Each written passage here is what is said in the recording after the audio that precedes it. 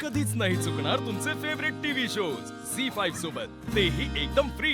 ताई, दादा माफ करा, आमच्यामुळे अक्षराला जो काही त्रास झाला ना तो अहो आता हे सगळं बोलून काय उपयोग आहे?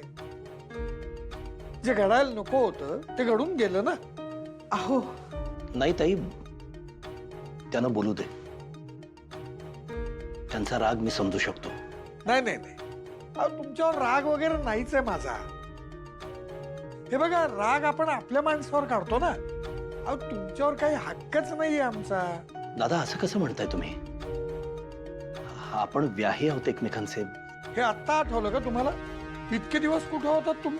माफ करा, मी येऊ नाही शकलो याच्या आधी।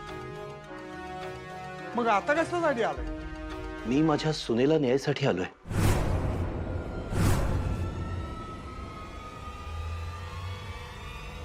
हे बघा, ती तुमची सून राहिली नाही आता।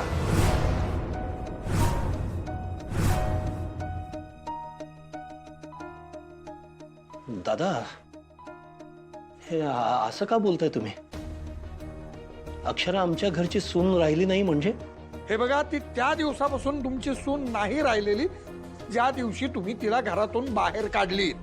दादा, ताई, या सगळ्यासाठी माफ करा आम्हाला। म्हणजे जे घडायला नको होतं ते घडले, मला मान्य आहे। त्यासाठी मी माफी मागतो तुमची सगळ्यांची। आणि इथून पुढे असं काही होणार नाही, मी सांगतो ना तुम्हाला। अहो कसा विश्वास ठेवायचा आम्ही तुमच्यावर? आमच्या पोरीला घराबाहेर काढून इतके दिवस झाले आणि आत्ता आठवण आली का तुम्हाला? तुम्ही आत्ता येत आहे? दादा, मी याच्या पूर्वी यायला हवं होतं, मला मान्य आहे। ते नाही घडलं, पण मला वाटलं होतं की नवरा बायकोचं भांडण आहे, एवढं काही सिरियस नसेल, ते दोघे मिळून मिटवतील। नवरा बायको भांडणं होत असतात ना। मला वाटलं होतं कधीतरी अधिपती तिला घरी घेऊन येईल म्हणून मी, पण तशी काही चिन्ह दिसेनात म्हणून मी स्वतः आलो इथे। खरंच आहे हो. आम्हालाही असंच वाटलं होतं की काय नवरा बायकोची भांडणं आहेत, मिटतील, पण गोष्टी डिवोर्स पर्यंत पोहोचल्यात। अहो अक्षरांनी संसार वाचवण्यासाठी काय काय नाही केलं, पण शेवटी तिच्या वाट्याला काय आलं? अधिपतींचा राग, भुवनेश्वरी मॅडमचा छळ। अहो तिला तुमच्या घरात साधं माणूस म्हणून कोणी नीट वागवत नाहीये आणि तुम्ही तिला त्याच घरात परत नेण्याची भाषा करताय। दादा, तुमचं सगळं म्हणणं खरं आहे, तुमचा राग खरा आहे, पण अक्षरा आमच्या घरची लक्ष्मी आहे हो। तिच्याशिवाय आमच्या घराला घर पण नाही। आणि मी खूप प्रयत्न केला अक्षराशी बोलायचा, तिला कॉन्टॅक्ट करायचा। मी मागे एकदा फोन केला होता, पण आमचं बोलणं नाही झालं दादा। आणि मी खरं सांगतो, मला अक्षरा घरी यायला हवी आहे म्हणून तर मी आज इथं आलोय।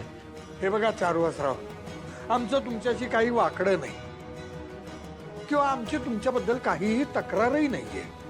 नातं दोन्हीकडून जपलं गेलं पाहिजे, एवढंच आमचं म्हणणं आहे। अगदी बरोबर आहे तुमचं दादा।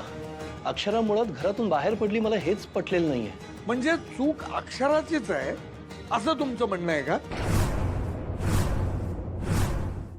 झी5 ॲप डाउनलोड करा आणि पहा सर्व एपिसोड्स एकदम फ्री।